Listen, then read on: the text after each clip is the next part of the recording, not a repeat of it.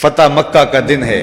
آپ جانتے ہیں کہ حضور کے پیچھے ایک بچہ بیٹھا تھا، حضور کا ردیف، جو خوشی سے اچھلتا تھا۔ بڑی خوشی کا دن تھا، لیکن میرے حضور کا سر عجز سے جھکا ہوا تھا، حتیٰ کہ امامے کا کور اونٹنی کی کوہان کے ساتھ لگتا تھا۔ لیکن وہ بچہ تھا، نو عمر تھا، وہ اچھلتا تھا خوشی سے، تو حضور سے روکتے تھے، پھر وہ اچھلتا تھا، پھر روکتے تھے۔ وہ بچہ کون تھا؟ تاریخ میں ڈھونڈے، نواسا نہیں ہے، کسی انصاری سردار کا بیٹا نہیں ہے، کسی قریشی سردار کا بیٹا نہیں ہے، حضور کے خاندان کا کوئی فرد نہیں ہے۔ ہم نے تاریخ ڈھونڈی تو وہ حضور کے آزاد کردہ غلام اور منہ بولے بیٹے زید بن حارثہ کا بیٹا اسامہ بن زید ہے۔ فتح مکہ کے دن اپنے ساتھ جس کو بٹھایا وہ غلام زادہ تھا۔ دنیا کو بتایا محمد عربی غلاموں کو عزت دینے آیا ہے۔ ایک غلام کو یہاں اپنے ساتھ سواری پہ بٹھایا، دوسرے کو کعبے کی چھت پہ چڑھا دیا۔ بلال حبشی کو کہا یہاں کھڑے ہو کے اذان پڑھو۔ اللہ اکبر! کہاں بلال مکے کی گلیوں میں ظلم اور جبر، جور اور زیادتی کا شکار ہوتے تھے، چکی پسوائی جاتی تھی اور جسم میں میخیں ٹھوکی جاتی تھی۔ آج وہی غلام، وہی بلال کعبے کی چھت پہ کھڑا ہو کے اذان دے رہا ہے۔ اللہ اکبر! میں یہاں کھڑے ہو کے اذان دوں تو رخ کروں گا قبلے کی جانب، اور جب کعبے کی چھت پہ کھڑا ہوں تو پھر جدھر رخ کروں ادھر ہی تو قبلہ ہوگا۔ اب بلال اذان دے رہے ہیں، رخ کدھر کیا؟ حضور طواف کر رہے تھے، بلال اذان دے رہے تھے، جدھر جدھر حضور پھرتے وہ بھی رخ پھیرتے چلے جاتے۔ تو وہ طبقے جن کو کوئی پوچھتا نہیں تھا، ان کو عزتوں کی مسند پہ بٹھایا۔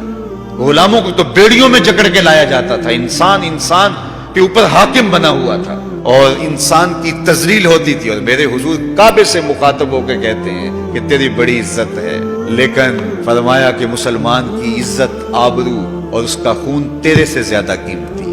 یہ سبق دیا، یہ درس دیا بھٹکی ہوئی انسانیت کو، سراغ زندگی میرے حضور نے عطا کیا۔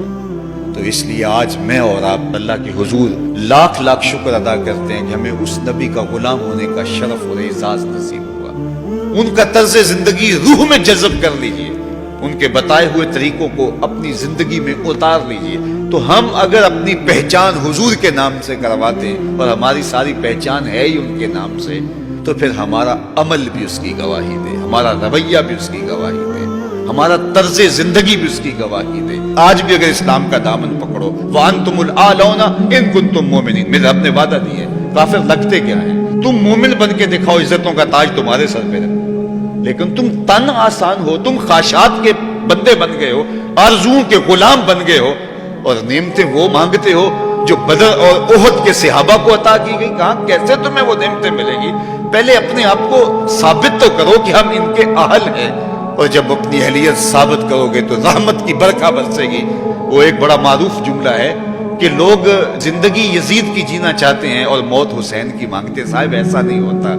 اگر حسین ابن علی جیسی زندگی گزاریں گے تو پھر ان کے مراتب رفیع کا حصہ نصیب ہوگا، لیکن اگر ہم اپنی خواہشات کی زندگی گزاریں گے اور کہیں گے کہ ہم چونکہ مسلمان ہوتے ہیں لہذا ساری نعمتیں ہمیں دی جائیں، ہم جھوٹے ہیں، ہم مکار ہیں، ہم 2 نمبر مال بیچتے ہیں، ہم جو چاہیں کریں، ہم وعدہ خلافی کریں، لیکن ساری عزتیں ہماری جھولی میں ہونی چاہیے، مسلمان جو ہوتے ہیں۔ لیکن ایسا نہیں ہوتا، اس کا وعدہ ہے تم مسلمان عملاً بن کے دکھاؤ، عزتوں کا تاج تمہارے قدموں تلے ہوگا۔ یار آج تو تم 1 ارب 40-50 کروڑ ہو، وہ زمانہ بھی تھا جب تمہاری تعداد صرف 313 تھی اور تمہارے پاس تلواریں بھی ٹوٹی ہوئی تھی، لیکن ہم نے تمہیں وہ عزتوں کی مسند دی کہ زمانہ تمہارے اوپر رش کرتا تھا۔ تو آج اگر تم اس کے ہو کے دکھاؤ اور اس کے بن کے دکھاؤ تو میں تمہیں عزتوں کے تاج پہنا دوں گا۔ دین کی بات پھیلانا صدقہ جاریہ ہے۔ ثواب کی نیت سے ویڈیو کو شیئر ضرور کیجیے۔ جزاک اللہ۔